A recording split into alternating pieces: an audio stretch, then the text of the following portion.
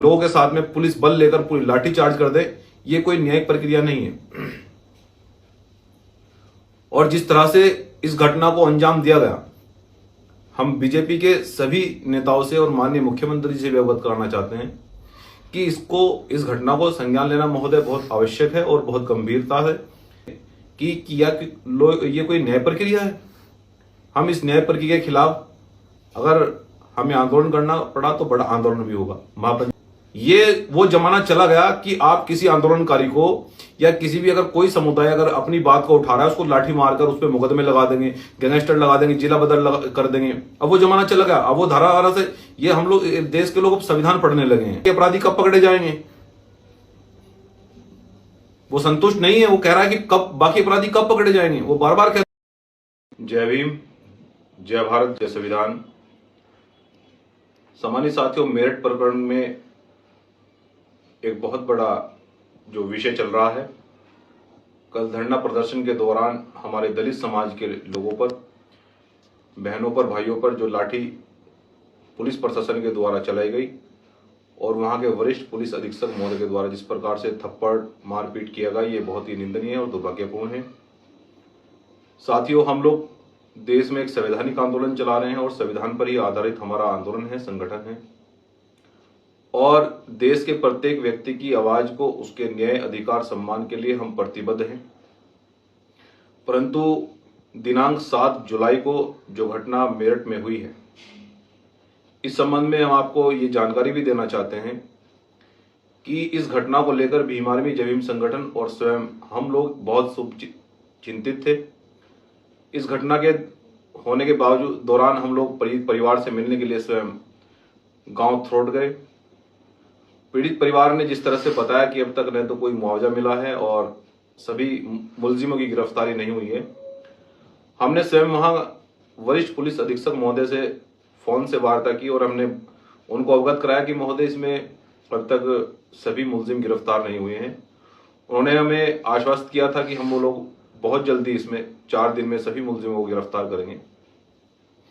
उसके बाद भी वो मुलजिम गिरफ्तार नहीं हुए। उसके बाद में हमारा 30 जुलाई को एक देश में धरने प्रदर्शन थे, लेकिन हमने ये तय किया कि धरने प्रदर्शन के दौरान समाज को भी न्याय मिले, समाज की जितनी भी समस्या है हम उनको भी आंदोलन के में शामिल करें। हमने ये निर्णय लिया कि मेरठ के जनपद में ही हम रहकर, मेरठ में 2-3 घटना हुई हैं, हम मेरठ में ही उपस्थित रहेंगे और संवैधानिक रूप से अपनी बात को, उनकी मांगों को, पीड़ित परिवारों को बुलाकर जिलाधिकारी महोदय के समक्ष हम इन मांगों को रखेंगे। और हमने 30 जुलाई को उन मांगों को प्रमुखता से रखा। थ्रोट वाली प्रकरण में अभी एक और लड़की को अगवा करके उसको मार दिया था। सभी मामलों को हमने गंभीरता से रखा, जबकि उस दिन भी पुलिस का रवैया बड़ा दुर्भाग्यपूर्ण रहा। अब वो किस कारण ये दुर्व्यवहार करते हैं, कलेक्ट्रेट पर जाने से हमें स्वयं रोका गया। हमने कहा भाई, ये ऐसी जिस तरह से व्यवहार किया जा रहा है ये क्यों किया जा रहा है। मैंने प्रशासनिक अधिकारियों को अवगत कराया और उनको सीनियर अधिकारियों ने काफी डांटा उनको। उसके बावजूद प्रशासनिक अधिकारियों ने हमें आश्वस्त किया कि हम 7 दिन में इसमें कठोर कार्रवाई करेंगे। लेकिन 7 दिन बाद कुछ हमारी समाज के लोगों ने पंचायत और आंदोलन का निर्णय लिया और जिस तरह से आंदोलन शांतिपूर्वक चल रहा था, और देखिए, हम जानते हैं कि प्रशासन सरकार के अधीन होता है और सरकार एक ताकत होती है, लेकिन इसका मतलब ये नहीं कि किसी भी समुदाय को आप लाठी डंडे गोली से मार देंगे, उसको गाजर मूली की तरह मारपीट करेंगे, उसका अपमान करेंगे। ये कहीं संविधान में नहीं लिखा गया है। और जिस तरह से हम प्रदेश के माननीय मुख्यमंत्री श्री योगी आदित्यनाथ जी से भी अवगत कराना चाहते हैं। देखिए, दल कोई भी हो, हम अलग दल चला रहे हैं, आप अलग दल में वर्तमान में मुख्यमंत्री हैं, सरकार है, लेकिन आपस में सभी दलों का, सभी वर्गों का इतना सामंजस्य बना रहना चाहिए कि किसी का कोई भी अपमान न हो। कहीं भी किसी बहन बेटी के खिलाफ अगर कोई दुर्व्यवहार या कोई भी अपराध होता है तो उस पर एक सामंजस्य बनाकर उस पर कार्रवाई होनी चाहिए। न्याय के पक्ष में हर व्यक्ति को खड़ा रहना चाहिए। लेकिन जिस प्रकार से दलित समुदाय के ऊपर 7 जुलाई को मेरठ में प्रशासन के द्वारा लाठीचार्ज किया गया और क्या कह रहे हैं कप्तान वहां के कि सालों ने सड़क गंदी कर दी है। क्या ये आईपीएस अधिकारी की भाषा होनी चाहिए? हम उनसे बताने चाहते हैं, हम तो संविधान को पढ़ते हैं, आर्टिकल 19 में हमें संवैधानिक अधिकार है आंदोलन करने का। कह रहे कि सड़क बंद कर दी। आप हमें ये बताइए कि जब वहां दलित समुदाय के लोग कलेक्ट्रेट ऑफिस पर जाना चाहते थे तो बाहर कलेक्ट्रेट का गेट क्यों बंद किया गया? आप कलेक्ट्रेट ऑफिस तक क्यों नहीं जाने दे दिया आपने सभी लोगों को? और उसके बाद में आप बता रहे हैं कि रोड जाम कर दिया गया है। और ये कोई पहला आंदोलन नहीं है। हर समुदाय देश के अंदर बहुत सारे आंदोलन होते हैं, सड़कों पर भी होते हैं, लेकिन इसका मतलब ये नहीं कि आप आते ही एक बहुत सारे लोगों के साथ में पुलिस बल लेकर पूरी लाठी चार्ज कर दे। ये कोई न्यायिक प्रक्रिया नहीं है।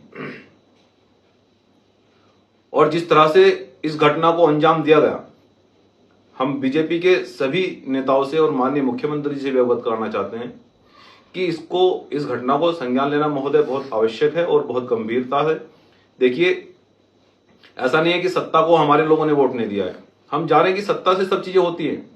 वरिष्ठ पुलिस अधीक्षक महोदय भी सत्ता के अधीन है, लेकिन क्या हमारे लोगों ने वोट नहीं दिया? क्या हमारे लोगों ने वोट नहीं दिया है? या हमारे लोग वोट डालने के लिए अफगानिस्तान में जाते हैं? महोदय, अगर समाज का ये बड़ा अपमान हुआ है, हमारे समाज के लोगों को बुरी तरह से पीटा गया है, बल्कि पीड़ितों को, उसको जो बहन है, मेरी वार्ता हुई है उनसे फोन से, उसको भी लाठी मारी है, जिसकी बहन को अगवा करके मार दिया गया, रेप कर दिया गया। और वो अगर पीड़ित परिवार अगर न्याय के लिए जाता है तो उसको लाठी मारकर भगा देंगे। ये कौन सा न्याय, कौन सी लोकतांत्रिक प्रक्रिया है? आप ही बताइए कि ये कोई न्याय प्रक्रिया है? हम इस न्याय प्रक्रिया के खिलाफ अगर हमें आंदोलन करना पड़ा तो बड़ा आंदोलन भी होगा, महापंचायत भी होगी। अब बहुजन समाज को गाजर मूली की तरह नहीं कटने देंगे। और दूसरी बात, एक और बात है, क्या कह रहे हैं वहां के कप्तान? कहा कि ये तो इनका आपराधिक इतिहास रहा है। कोई आंदोलनकारी अगर किसी पर कोई रोड जाम का या कोई भी अगर मुकदमा लगता है, क्या वो अपराधी है? पुलिस प्रशासन को ये रवैया अपना सुधारना होगा। और हम लोग कानून को मानते हैं। देखिए, बता रहे कि अपराधी कौन से, रवि गौतम को बता रहे कि उनका आपराधिक इतिहास है। वो कोई लूट है, कोई हत्यारे हैं, उन्होंने कोई लूट किया, डकैती डाली, कौन सी क्या काम किया उन्होंने संवैधानिक? अरे आंदोलन के मुकदमे हैं भाई उनके पास में।